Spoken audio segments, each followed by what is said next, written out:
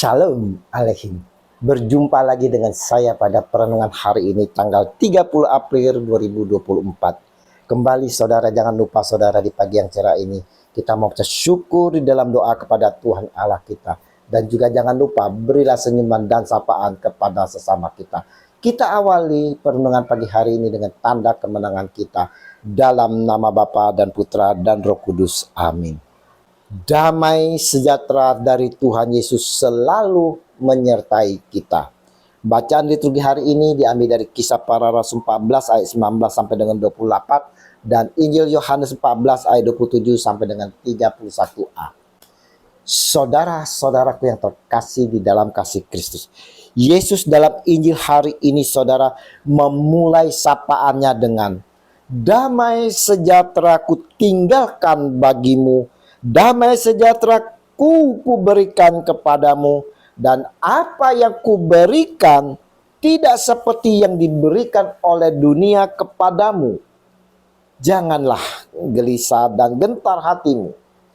Yohanes 14 ayat 27. Saudara, Yesus memberikan kepada kita yang mengikutinya ini saudara dengan cuma-cuma, yaitu damai sejahtera. Dan dikatakan olehnya saudara, apa yang kuberikan tidak seperti yang diberikan oleh dunia kepadamu. Damai yang diberikan dunia saudaraku hanyalah sementara dan semu. Kita dapat merasakan damai seketika, namun sesaat kemudian saudara, damai itu akan sirna berganti kegalauan, kepahitan, kekecewaan, dan ketakutan. Damai sejahtera bagimu yang Yesus miliki dan berikan kepada kita itu seperti apa? Saudara, damai sejahtera dan sukacita yang Yesus miliki memampukan Yesus untuk tidur dalam badai. Kita bisa lihat di dalam Matius 8 ayat 23 sampai dengan 27. Dalam teks ini saudara diceritakan bahwa Yesus bersama murid-muridnya naik ke sebuah perahu. Ketika Yesus sedang tidur, perahu tersebut ditembus gelombang. Ditembus di sini saudara berarti dihantam secara luar biasa. Murid-muridnya menjadi, Tuhan tolonglah kita binasa. Bayangkan saudara, murid-muridnya begitu takut hingga tidak menyadari bahwa mereka bersama Dia, Yesus Tuhan yang menciptakan lautan samudera. Dalam kehidupan kita pun saudara sering seperti para murid dikala badai menghantam kehidupan kita. Kita panik, kita ketakutan, seolah-olah kehilangan pegangan. Dan kita berteriak, Tuhan, di manakah Engkau? Kita tidak menyadari saudaraku kalau Tuhan Yesus senantiasa menyertai kita. Dia tak jauh dari kita. Bahkan Dia ada di dalam hati kita saudara. Kita tak menyadari semuanya ini. Sehingga kita pun larut dalam ketakutan. Kita lihat Yesus di saat perahunya diterpa badai. Para murid ketakutan. Ia tidur. Mengapa demikian? Satu perkara yang ia ingin tampilkan di sini saudara. Bila kita bertobat dan hidup di dalam Allah, maka dalam keadaan apapun saudara, Allah menyertai kita. Bahkan ketika kita mengalami berbagai macam gelombang badai topan kehidupan yang menyusahkan ini saudara, kita seharusnya dapat tenang karena Dia bersama kita. Namun saudara-saudaraku yang terkasih, jika kita masih dalam kegelapan, hidup di dalam dosa, kita selalu dikejar-kejar dan dihantui ketakutan. Dan ini saudaraku akan mempengaruhi kehidupan kita dikala badai menghantam kita. Dan kita akan lebih ketakutan lagi.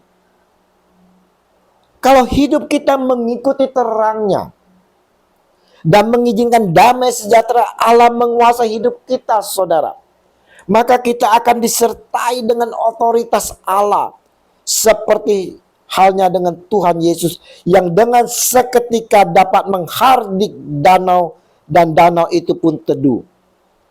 Sebaliknya, saudaraku yang terkasih, orang yang tidak memiliki damai sejahtera dan sukacita ketika ia menghadapi deraan kehidupan menurut Tuhan Allah adalah orang yang kurang percaya. Damai sejahtera dan sukacita yang Yesus miliki pun memampukan Yesus untuk menghadapi tragedi berdarah atas dirinya sendiri, saudara, di dalam kisah penyalipan. Ketika ia di Taman Getsemani, menurut Injil Lukas, ia begitu ketakutannya sehingga peluh atau keringatnya jatuh bertetesan seperti tetesan darah. Tetapi saudaraku, ternyata ia berkata, "Bapa, bukan kehendakku yang terjadi, tapi kehendak-Mu." Damai sejahtera dan sukacita Allah memampukan Yesus mematuhi kehendak Allah sekalipun nyawa taruhannya. Nah, saudaraku yang terkasih, apakah kita merindukan damai sejahtera dari Tuhan kita Yesus Kristus? Adakah kita selalu memohon penuh kesungguhan hati dengan hidup di dalam pertobatan, meninggalkan hidup kegelapan, dosa-dosa yang mendatangkan ketakutan dalam kehidupan kita? Sungguhkah kita mau hidup lahir baru dan mulai mau melayani Tuhan? Melayani Tuhan dan menghasilkan buah yang baik. Bukan sekedar melayani, saudara. Bahkan bukan sekedar berbuah, tetapi buah yang baik dan berkelanjutan. Mari saudara-saudaraku yang terkasih di dalam kasih Kristus, kita mau membuka hati kita, saudara, untuk menerima kasih-Nya dengan mau hidup dalam pertobatan sejati.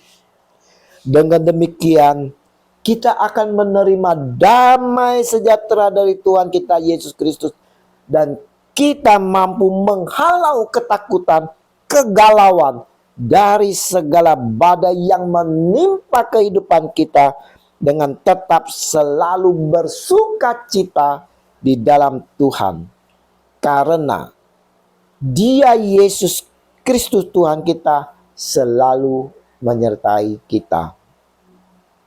Dalam kasih Yesus Tuhan, sumber damai sejahtera selalu menyertai kita sekalian, kini dan sepanjang segala abad. Amin. Dalam nama Bapa dan Putra dan Roh Kudus. Amin. Shalom Alehim.